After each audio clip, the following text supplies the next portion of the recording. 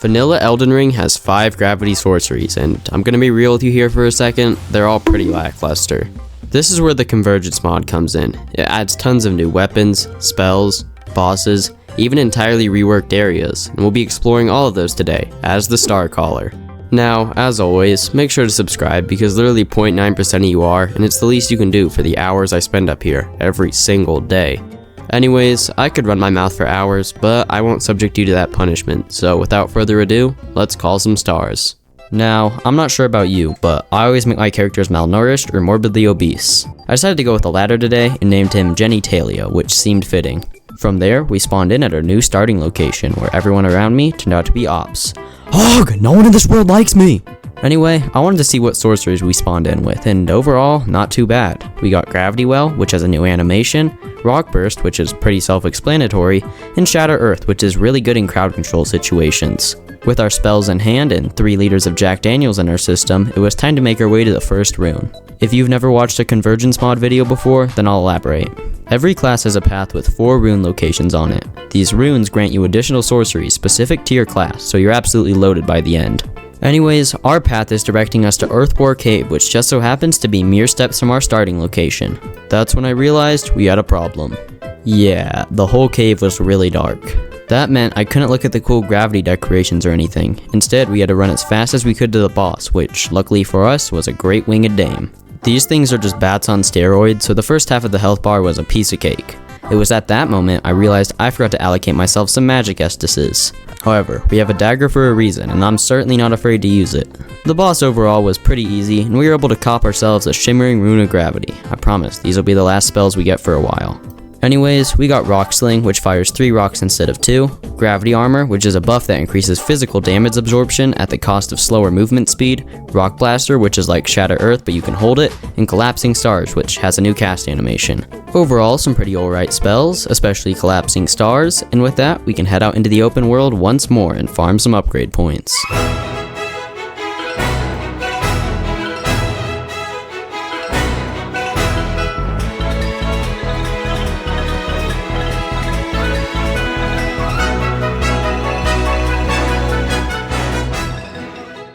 What you just witnessed was a run I dubbed the Erdtree Gauntlet. This is essentially just beating every teleporter boss in Limgrave and Caelid plus Dragon Mom. Along the way, we're able to grab the Cerulean Hidden Tear, which makes all sorceries use half FP for a short duration, which will prove vital for some of these early game bosses. With the Collectathon out of the way, I think it's time to move on to Crusty Musty Morgott. Our fight went as follows: spam Gravity Well, dodge, repeat. And while damage sure wasn't looking great, we were able to finish off the Fellowman without too much hassle. From there, I decided to rush Stormveil. However, the Convergence mod changed this whole dungeon, so just running up the gate to Godric wasn't really an option anymore. I eventually found this little side path that bypassed the new gates they added. Sadly, I was still dying a fair few times, and yeah, I'ma file an old boy class action lawsuit against the dude who decided to add banished knights here. Luckily for me, I came across a grace a short ways down the path, which became my new home base for exploring the castle. My first order of business was to see what the regular path led to, and it was just another gate and dead end. When I respawned, I noticed a little bridge which seemed promising, and after 8 more encounters with banished knights, I realized this too was a pointless endeavor. Back to the pit. Down here, I noticed 2 entrances, one of which led to the rooftop section. From there, it was smooth sailing straight down to what I thought would be the boss arena, but nope, the developers really wanted to stick it to me and put one more gate. Oh! There was a ladder to the right that had a big cat sleeping next to it. I took it up and proceeded across the bridge where I found a new weapon, the Sword of Valor. This thing absolutely breaks poise and will be super useful for a good portion of this run. At this point, we were pretty much right at Godric, so I figured I'd see how I do. Not good. Really not good. See, I never upgraded my staff, and I was too lazy to warp all the way back to Round Table, so instead I spent 20 minutes viciously hacking away with Gravity Well until he died. It may not have been the cleanest Godric kill, but a win is still a win, boys. A win is still a win. Now our path is directing us to an Evergoal located in Caria Manor, which means we gotta trek through the entirety of Liurnia. Along the way, I noticed a new boss, Carian Golem. I don't know if this dude's on that crystal stuff or what, but he's bluer than my bloodstream after drinking one of those fruit barrel drinks. Anyway, this fight went a lot differently than the other 2 because of one key thing: yellow damage. And it's all due to the fact that I upgraded my weapon. I should have done that a lot earlier. With the big man down, I continued my journey to the manor.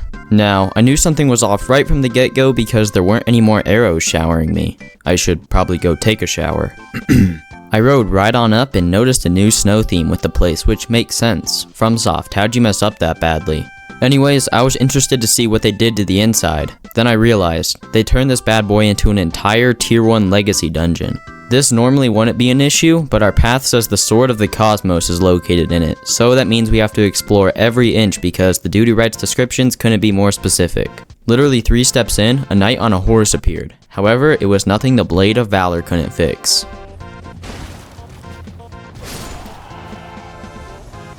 From there, we had to run past a bunch of ice snails, up a small staircase, and down into the next little area, which happened to have a lever. This lever opened up a shortcut, so ice snails be gone.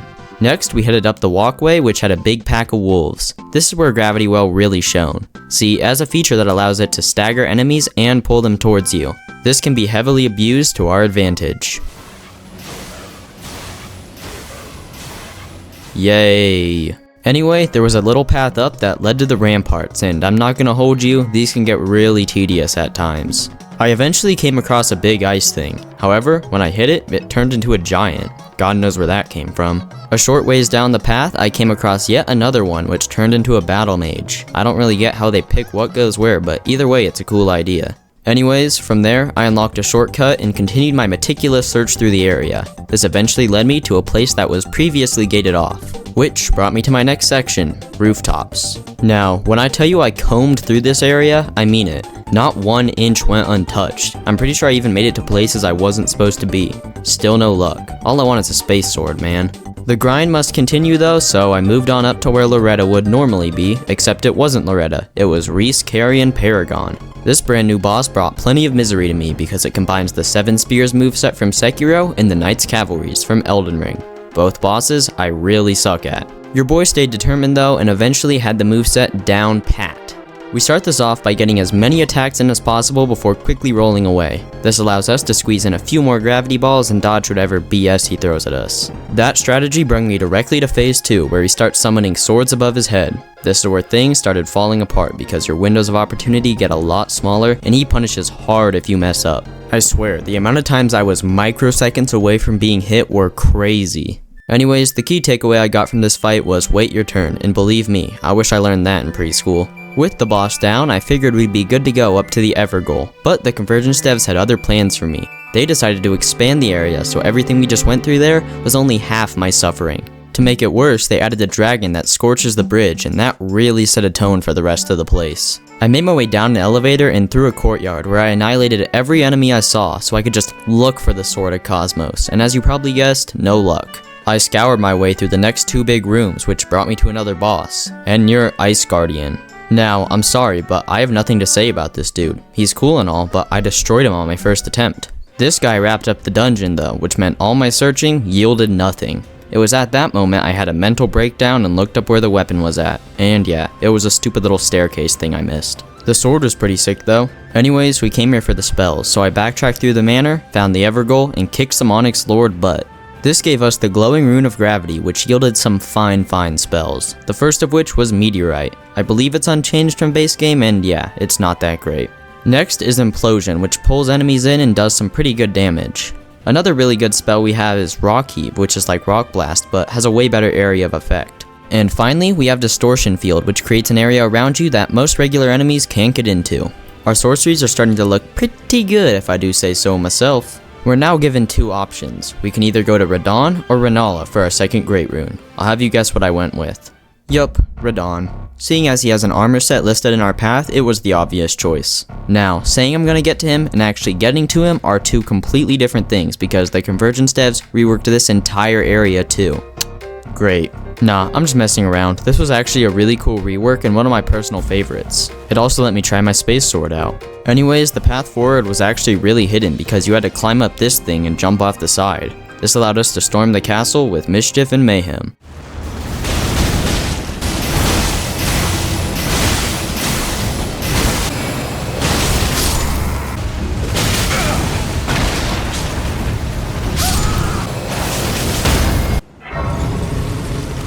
At the end, I came upon the boss gate, except they switched out the objectively horrible boss for a pretty cool guy, Dax Starcaller Lord. I genuinely had no idea this dude existed, but it turned out perfectly. Oh yeah, I switched out my drip for something a little more flashy. I was cruising through the battle when all of a sudden, he got stuck on a little bench. I took the opportunity and ran with it.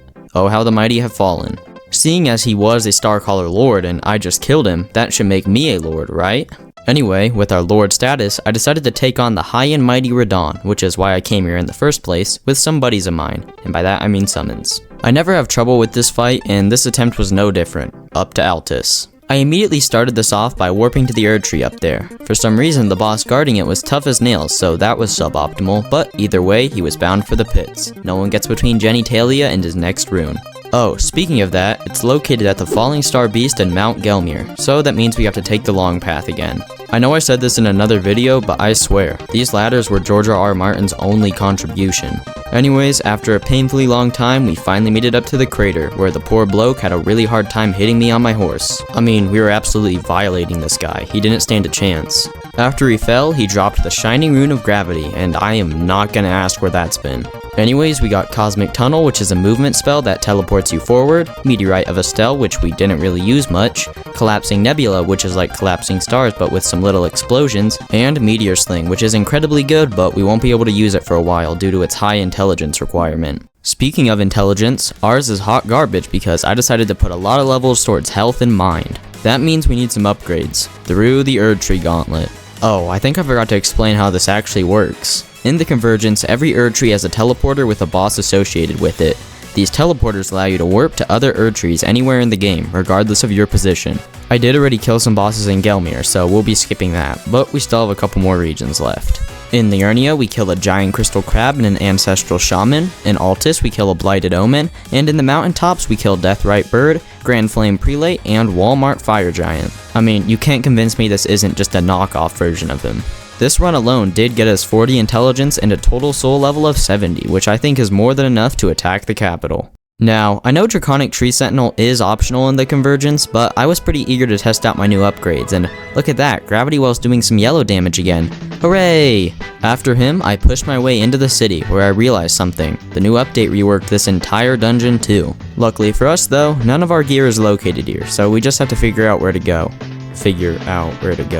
Yeah, I barely remember the layout of the base game version of this, let alone a brand new one, so that means I still gotta do some hardcore gamer exploring.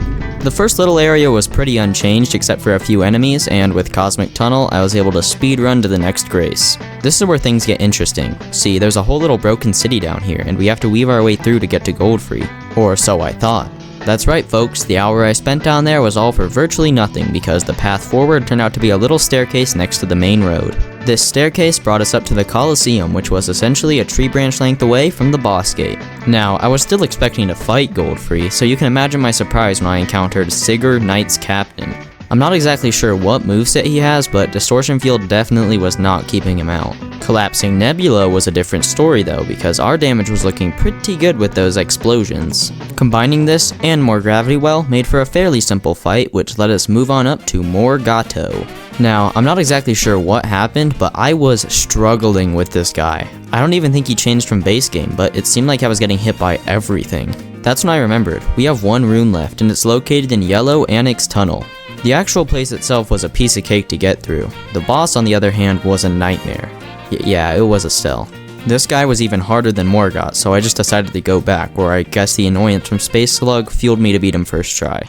We now have a big problem though. Our rune is locked behind a boss that I can barely get 5 hits on. I guess it's time for a last ditch effort. Level up intelligence so I can use Meteor Sling. To do this, we first have to make our way down to the Mohg teleporter. From there, we farm little frogs for roughly 45 minutes until it's done. Sorry, that wasn't exactly the most climatic ending, but hey, we now have 50 intelligence, which means back to Astel. My plan surprisingly worked wonders, and we were able to stagger this guy left and right, and on top of it, he barely hit us because he was too busy licking the floor. Anyways, Astel dropped our final rune, and I am actually super excited to see what we got. The first sorcery was Gravity Beam, and let me tell you right now, this length is definitely above average. Next is Stellar Bombardment, which is like all the other meteor summoning ones except it actually has tracking. And finally we have Astral Alignment, which is a buff that decreases the FP cost of gravity sorceries at the cost of less weapon damage. Now, I think a good first boss to test these on is Fire Giant. We start by getting his ankle bracelet off with the sword, then proceed to spam Gravity Beam, which did some insane damage. In second phase, we were able to hit his eye almost every time, and I'm pretty sure that's his weak spot. Don't quote me on that though. Anyway, we did run out of FP eventually, so I just used my sword until he died.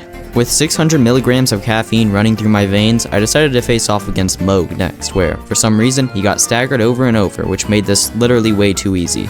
We only have one area left now, and that's Crumbling Farum. To get there, we first have to kill the new Blackblade Kindred, and I'm sure you know how this went. Next is Stira, Blade of the Ancients, who replaces Godskin Duo. This was another boss that staggered way too easily, so it was also trivial. From there, we book it to Malekith, where I do start to have some trouble. I can't stop dying in phase 2, like, at all. Cosmic Tunnel really did help out though, because I could use it at any moment I got scared. This helped me crush the dog and head to the end game trio. At this point, I was pumped and ready to go, so when I saw a new boss, I figured, okay, how hard could this be? Oh, how very wrong I was. He had a shield up 90% of the time, and the other 10% was spent attacking little old me. Basically, I had to press R1 and blindly hope I could hit him mid-animation because that was the only way I could even get damage in. What seemed like luck at first though turned into timing and accuracy because I got really good at telling what attacks I could go for the hit on versus which ones I shouldn't. And while this boss definitely had me banging my head against the wall, it was overall an incredible experience, and to any Convergence devs watching this, good job, loved the fight. Next up is Godfrey, who stood no chance against the beam. He got violated even harder than that one Falling Star beast. This is all I'll say about him because the next boss is our final one, Paragon and Elden Slug.